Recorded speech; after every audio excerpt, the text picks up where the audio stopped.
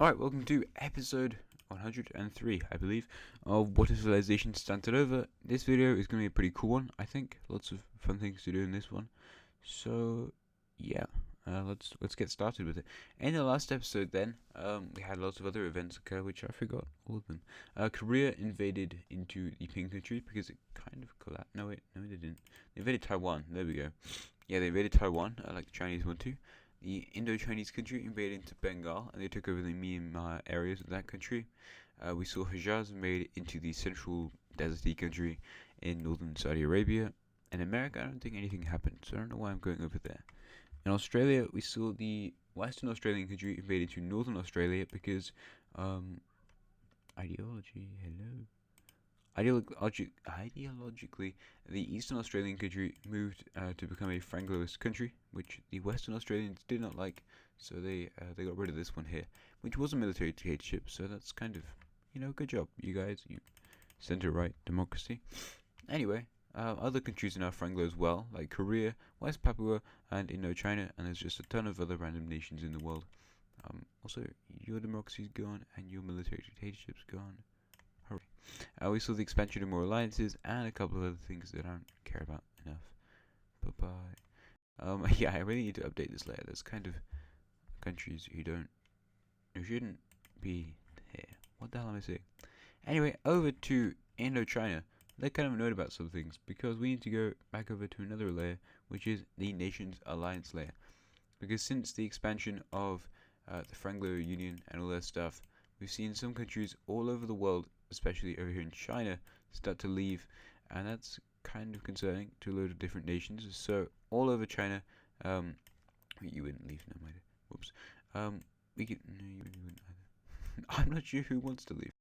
But yeah, we're gonna see these random nations start to leave the entire thing, which is pretty weird. Even Borneo leaves. The Western Australians, I don't think they ever joined, so that's kind of fine. Lots of these Indian countries are kind of staying in it. However, some of these Russian ones might leave in the future. We see the Salmon country leave.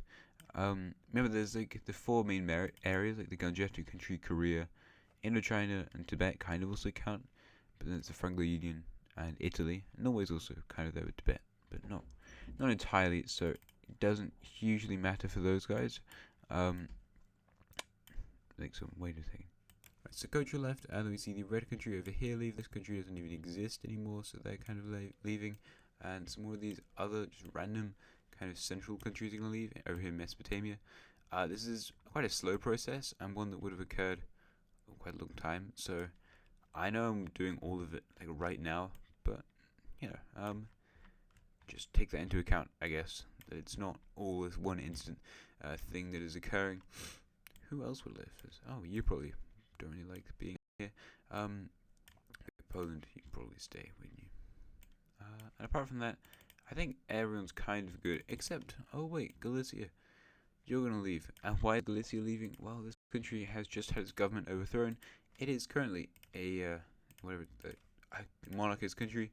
It's one of the very few, two monarchist countries in Europe. However, its leader has just been overthrown and replaced with a new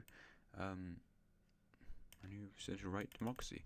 So that's a bit of a strange thing. And the country is now currently in a lot of turmoil because it's a really violent coup that happens, and a couple of other people try to take control, like military people and stuff. And in fact, that is exactly what happens because whilst the country is struggling to keep a hold of everything that's going on in the nation, a new dictator rises up and takes the position of basically just being a new king. And yeah, this country is now an autocracy. There's not many dictatorships in Europe. I don't think there even are any, other than the oligarchy in Bulgaria. So this is quite a negative step for the European continent. But oh well, it's unless you got Frankism, that's technically autocratic. But there you go. That's cool, I suppose. Not really. Other countries that are leaving this. I don't think there's going to be a huge number of other countries, but as you can see, especially in Asia, a lot of countries have left, and lots more countries are very suspicious of the organization because lots of the countries leading it seem to just be expanding randomly and doing whatever the hell they like. So that's kind of not a great thing for your alliance. And to further demonstrate this, the Chinese will be invading a country, and it's going to be the green country down here in southern Sumatra. This is quite a predictable invasion, but it's mostly over dispute in these islands here, because these islands are held by the green country, obviously. However, the pink team over in the northern area of Sumatra feels they're blocking trade or taking away profit from Indo-Chinese workers and people. So they're going to invade the country and take over a lot of these islands over here in the coast there. And yeah, generally they're just going to absolutely crush this nation, which is pretty poor. They didn't have a civil war like their northern neighbor did, but they're not super strong. They're definitely like a growing, developing economy. I think they all speak Norwegian, which is weird, or Turkish, or Bengali, or Indian. They got colonized by like 4 different people. So yeah, pretty fun country, and now it's gone as Indochina expands even further into this area, and their empire is now getting very big, because basically this really is an empire, isn't it? Any other countries going to leave because of this? Well, we can look over here to the Philippines, as the Philippine island countries are all kind of like, yeah, you suck. That's only 2 countries, but you know, and Taiwan doesn't even exist. And you know what? Let's just get rid of this Chinese country too. They can leave as well. Nice. Everything's falling apart. We can move on up to Korea as well, because something weird just happened in Okinawa, and the government leaders just had a big civil war between those the islands. They are a whatever I call it, warrior aristocracy, which I read about in a book. And I was like, yeah, sure, let's put it in this. So that's what the ideology of their country is. It's very outdated, and they're not very militarized at all. So they have this huge civil war, a big dispute between people. So Korea decides that what they've got to do is move in and occupy and annex the islands. Which, I mean, there's other options. There's definitely other options, but that's what the Koreans decided to do. So that's what happens to this country, and it's now completely wiped off the map. Goodbye, Okinawa. You had a very short and really non-existent history. Anyway, China, we can go back to them, because they're kind of becoming more important again, which is cool, I guess. They did lots of bad things, but oh well. The Chinese, in response to the Korean and Indo-Chinese invasions, because they're like, hey Korea, I bet you caused a civil war in Okinawa, which they didn't, probably. But they're still going to blame them for it. So, yeah.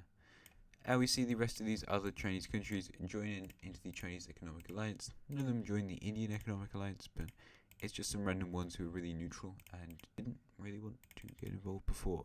But now they are, because they're also kind of really afraid.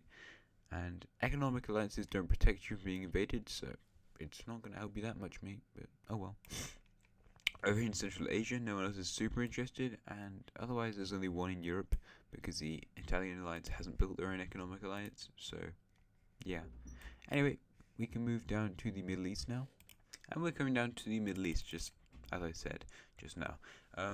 Because we need to go to this area, which is the Mesopotamian occupied area.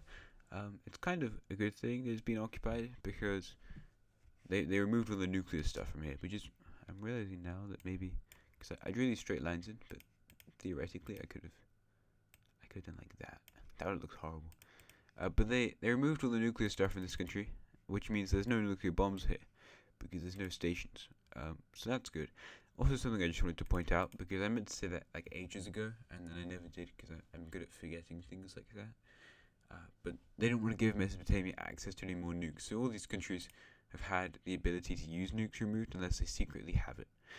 And by all these countries, I mean like these guys, all the little successor state countries, unless they've been given it by any other countries, in which they will have that ability, but surely they've not been given that. Let's hope not. Oh, also wait. Oh no, I just mean the occupied areas. Of course not, because a lot of countries with these nukes. Yeah, dumbass. Anyway, Persia. Yes, I just picked up their color because they're invading Kuwait. Now, Kuwait could theoretically have joined Oman again, just like it is in the past when Mesopotamia fell apart, like the first time. But unfortunately, this country wasn't quick enough, or this version of Kuwait, so they lose a major city very quickly as the Persians move towards their capital. Persian forces up here in the north start to move down and take these 2 cities, and like the Euphrates River kind of follows this path, so I guess I kind of thought they were on the Euphrates. They're probably somewhere close, so that's good enough for me. Persian troops land on the southern part and surround the city, completely closing it off from the rest of the country before finally capturing their capital. As for the rest of the country, it's desert, and like a few days later, it collapses. This war wasn't very long, and there was no invasion by 26 other countries to stop an invasion of Kuwait. So Iran got away with their war. It was in Iraq. Close enough though. And now Persia is slightly stronger. However, a lot of countries in this Mesopotamian Middle Eastern region are going to be very annoyed by what has occurred, because we have all these, like, the four great powers of the world right here in Mesopotamia, and they haven't done anything about this Persian invasion of a country very linked to them, especially Daman, who's not like a super important country. Ideologically only center right. Well, they're even more far right than that. Their history of being very autocratic. So that's going to kind of cause a lot of countries to fall away from them even more.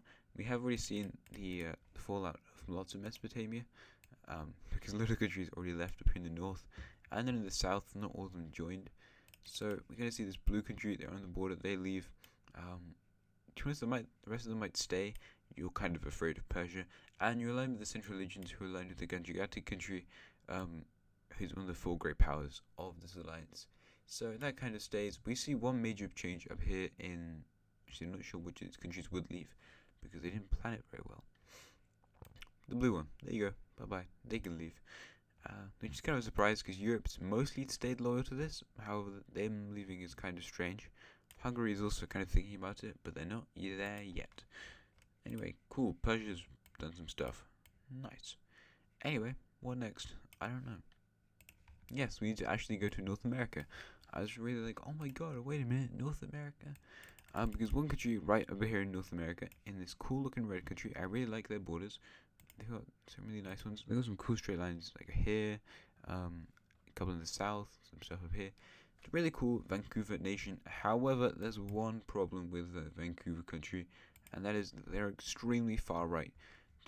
All their borders, you're like a centrist, you're center-right, you're autocratic, and California's a left-wing country. What a surprise. But this country, very right-wing, and something they're annoyed about is, well, just generally everything, because they're right-wing. That's the region map. There you go. Religion. This country is a fairly Korean religion, but it has a different strain of the Korean religion to the rest of Korea, as you can see, different shades. And there's also this weird European religion. However, they don't like the Europeans. The Europeans had messed up their entire country. They were invaded by the British, and they got independence from the British when Korea collapsed. So they're super annoyed about the British bringing their religion here and spreading it into the eastern parts of the country. And they're also annoyed at the Koreans for letting this happen, and for not doing something about the Europeans impeding on Korean religion territory. So what they do is they suggest to Alaska that they form an alliance. However, Alaska doesn't want to form an alliance. Alaska's just a neutral little guy up here making his resources. There's like 5 or something million people here. There's barely anyone there. So when they decline the alliance, the Vancouver country realizes there's only one solution to this huge problem, and that is to absolutely blitz into this Alaskan country. And they're going to do a lot better than the Alaskans.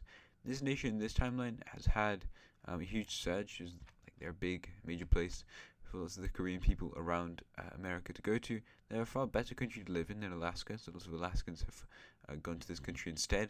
And they've got good industries and tourism and stuff. I don't know. They're pretty cool, apart from the really far right government. They just always vote far right parties. Like, all the parties are far right. So, yeah. But Alaska's getting absolutely obliterated in this war because it's Alaska. So the red country in Vancouver is having an excellent time, and they're forcing the Alaskans really just like, hey, make an alliance with me, become my friend. I'm annoyed at Korea, and we should actually get revenge on them together. Do it, or else I will keep invading you. I've taken your capital city now. Vancouver is just doing really well in this war, which kind of surprises people because they've never been in a war before, and even this area, it's only been invaded by the British, and nobody was fighting there because they were fighting the Chinese at that point. So, yeah, they're kind of like, how the hell did you get that good at fighting people? Kind of scary. But the Alaskans, after losing all of their major cities, the government quits, and then the people keep on fighting. So the Vancouver country keeps invading, and they just do some naval landings, and they kind of build a bit of a blockade because they've taken the Alaskan Navy, and now everyone in Alaska is starving, and they finally signed for peace. And now you might think that, Vancouver, seeing as they want an alliance with Alaska, would only take a little bit of land, but no. They take a lot of the very populated areas of Alaska. They don't take the capital city, and they don't take the land right up to it. So Alaska's technically kind of fine, but not really. Alaska's really hurting after this war, and they will be forced to sign the alliance with the Vancouver country. Arguably, they could have just fully annexed Alaska, but they don't want to paint a terrible picture of themselves on the global stage, so they don't do that. Okay, and this becomes, I think, our first alliance, like, fully in America, which is pretty cool. But it's between Vancouver and Alaska, obviously, and no one else will join it. But yeah, interesting to see what this country does, because, although they have the Korean faith, they're very, very against Korea and their policies. They think they're too expansionist, but they're so expansionist they don't care about any of their people, and they've just gone away from the path. And, Vancouver actually should become the flag bearer of the Korean religion. So some interesting ideas there. We'll see how radical they can get. Anyway, it's time to head over to Europe, which is somewhere I love to go. But we're actually heading over to the Aegean Sea because Bulgaria has an interesting dispute with a country they were historically very aligned with, and that country is Greece. So it's kind of sad to see both these countries getting into an argument, and I think you can see what else they're going to get into in a second, which is a war.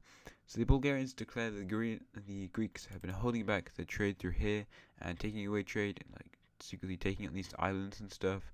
There are some pirates, but not really that many, because the Greeks are a pretty ethical country just generally, which doesn't make a whole lot of sense. But you kind of have like a mentality for your people, so yeah, sure. Anyway, Bulgaria is angry at this and they blame the Greeks, and they get into a huge argument about it, and there's a lot of other stuff that comes up, including Bulgarian ownership of the Thracian territory, which they want. They've never really owned that, so the Greeks are like, no. And Bulgaria's like, yes, I'm going to invade you. Now, is there another person supporting Bulgaria who might have persuaded them to do this war? Yes. Yeah, there is. That's obviously Italy. The Italians are like, hey, Bulgaria, you should invade Greece. You should invade Greece. Do it. And they've been telling the Bulgarian oligarchy to do this stuff, so they begin a full border invasion into Greece, which is definitely way too ambitious because the Greeks are kind of good at this whole like fighting war thing. So they push back over here in the east and west against Bulgarian forces. This area, there's nothing really stopping them. And although the Bulgarians capture a city right here, over here in the east, they're also going to push around into this territory as the Bulgarians strengthen their front lines over Macedonia. Greece will actually start an invasion right in this eastern Thracian territory, taking over this part of the Dardanelles Strait. However, finally the Italians are going to start sending some stuff into Bulgaria, which allows them to push in kind of a bit more, taking 2 more major cities, and they kind of give the Greeks a really, really thin strip to hold over in this territory. They're going to decide to push back more of the central stuff, and now the war is basically only being fought in Thrace. The Greeks tried to push up northwards to try and connect up with the Black Sea. However, the Greeks or Bulgarians pull off a major offensive, reaching the Aegean Sea, taking over that island, trapping a lot of Greek forces in this territory, and they're going to be forced to retreat from this land. Although, you could help. Now, how are the Italians getting the aid in? Well, it's through Hungary, which is kind of suspicious. Romania wouldn't let any through, and technically they could go through like Izmir in Turkey or the Bosphorus country. Now, the Bosphorus country, they're very neutral. They just kind of help everybody, which is really irritating. But yeah, they're using Hungary, so that's potentially something kind of interesting to think about. Anyway, the Greeks have a pretty terrible time as they're pushed back by the Bulgarians, but they still maintain control over this area with a huge garrison there, and they can't let no Bulgarian troops can get through this area. Cool. Greek forces are going to continue to push in just north of Macedonia, and they're kind of reinforcing this front line here. The war's already gone on for a while, and yeah, it's not moving too much at this point. Bulgarian troops push over to the Macedonian peninsula and through this territory, but at this point the front lines are really stabilizing. The Bulgarians will put their navy in from the Black Sea, which they've kind of holding a lot of their navy in before, to protect their capital and stuff, and move in to take some of these islands, blocking the Greeks off from this naval stuff, which leads to a major retreat for the Greek forces as they kind of fall back to the one major city they're occupying. And at this point, they realize they're probably just going to have to flee, and there's a huge Greek military mistake as they believe they can push through past these Bulgarian islands, or occupied islands, which definitely works. They do that, they achieve this, so they take these islands back, but it ends in a huge number of casualties, and in fact the Bulgarians managed to retake all this land, like they kind of planned before. Even following that, the Greeks do not manage to hold these islands as the Bulgarian navy manages to beat the Greeks in the Aegean. The losses do not stop here as the Bulgarians completely take over the Macedonian peninsula, putting them just kind of trapped in this territory, which is very important to the Greeks. So the major counteroffensive launched, however, just kind of it goes badly, and the Bulgarians win, taking over this area of Macedonia. The Greeks try to continue the war, pushing into this territory, but at this point, it's over, and they're going to sit down for peace. It's already lasted like a while, but it's over now. And this is what they agree upon. The Greeks aren't very happy with this because they've lost all of this bit of their territory, but Bulgaria looks really cool now, and this is a new potentially territorial peak for Bulgaria. They've got lots of stuff they didn't have before, and that's very cool. This video is pretty long already. I think it's kind of where I'm going to end it off. Lots of exciting stuff happened today, and I'm sure that everything that happens in the next episode is going to be really, really good. Now, power rankings, I don't think they changed for a while. I didn't do them in the last episode because they kind of weren't important. Now, the year in this episode is about... What the hell am I doing in this country? Yeah, the year in this episode is about 2021 at the end of it, so that's cool. 2021, there's no COVID in this world either. Lucky sods. No COVID. What? Yeah, nothing's changed since the episodes before when I last did this. None of these countries expanded too drastically. The Koreans have expanded a lot. Italy's just expanded their influence. Indochina's got more stuff, but they're not going to take over Italy anytime soon. Tibet is not going to take over America anytime. I think America's probably more likely to take over Norway, or overtake Norway. And northern Brazil and southern Brazil are pretty similar. I think 11th is probably Morocco. I would have said the Dutch, but they don't exist. Just reminded me of one thing that I forgot about. Thank God I remembered that. I probably should have done this at the start of the episode. So just imagine this had happened earlier. But Catalonia, we joined the Franco Union, so goodbye to them. And yeah, this is kind of a major blow to the world. Catalonia is gone. They're a super democratic country, and it makes some countries question how they feel about Francoism, because if the country that was at one point the only democratic nation in the world, and apart from Denmark, I think the only country, or the first country to actually choose to become democratic, although I'm pretty sure the Danes were overthrown. I don't remember.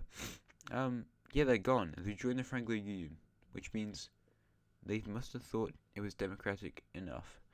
And this is quite a scary thing for the Italians and other countries around the world who don't really like the Franco ideology, because like their major democratic guy just joined it. There's something wrong with that. And yeah, that's probably going to do it for today's episode. Thanks for watching, and I'll see you again in the next one, where more cool stuff will be happening. I think 11th I said was Morocco, 12th, I don't know. You'll find out who 12th is in the next episode. Have fun. Anyway, have a nice rest of your day. Goodbye. Subscribe. Yay.